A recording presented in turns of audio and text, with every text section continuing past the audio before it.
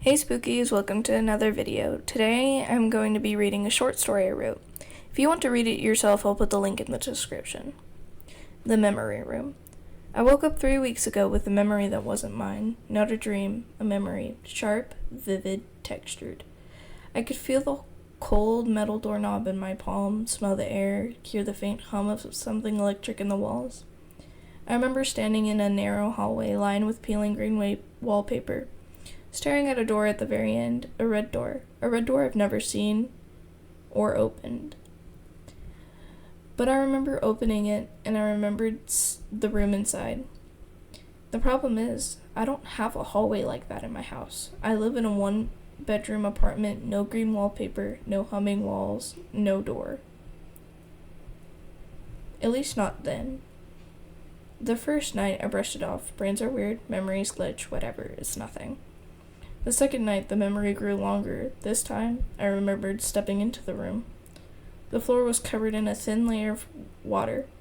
The walls were bare concrete, and in the center of the room was a single chair facing the corner. Someone was sitting in it. I never saw their face. The memory always ended right as they began to turn their head. By the fifth night, I started waking up with physical evidence. Dirt under my fingernails, damp socks, a faint chemical smell on my hands.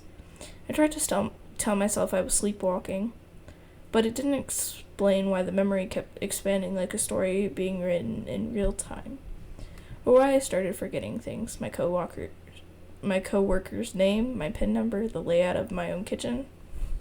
It was like the memory was pushing old ones out.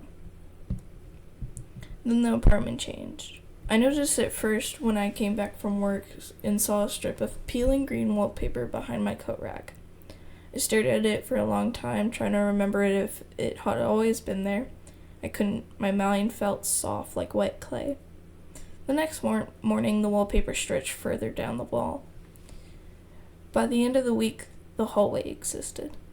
A hallway that should not fit in the dimensions of my apartment. The hallway matched the one in the memory exactly. I tried to avoid it. I shoved a dresser in front of it, but the next morning, the dresser was gone, and the hallway was longer. The humming behind the walls grew louder. Sometimes I thought I heard breathing mixed in with the hum, and every night the memory continued. I remembered walking closer to the chair. I remembered the figure's shoulders rising and falling with slow, deliberate breaths. I remembered the sound of water dripping from the ceiling. Drip, drip, drip. And I remembered a voice, low, distorted, whispering something I couldn't quite make out. 2 nights ago, the memory changed. It didn't end when the figure turned its head. I saw its face, or rather, I say my face. Pale, sunken, eyes too wide, pupils blown out like black holes. My mouth hung open, water pouring out in a steady stream. My skin looked soft, like it had been soaking for days. And then the memory me spoke. "You're almost here." Last night, I woke up standing in the hallway. The green wallpaper was damp. The humming was so loud it rattled my teeth. At the very end of the hall, the door was open. Water pooled out from the room in a thin sheet. I didn't go in. I ran back to my bedroom, locked the door, and shoved a chair under the handle. I didn't sleep. I can hear the humming now. It's coming from the other side of the bedroom wall.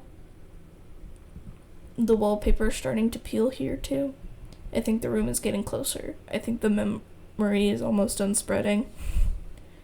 And the worst part is, I can feel something slipping away. My name, my face, my life. All of it being overwritten by this version of me sitting in that chair.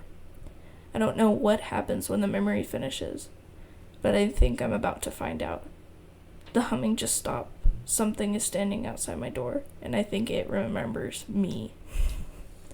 If you like this video, leave a like, comment, and subscribe so I can make more videos like this. Thanks for watching. Bye!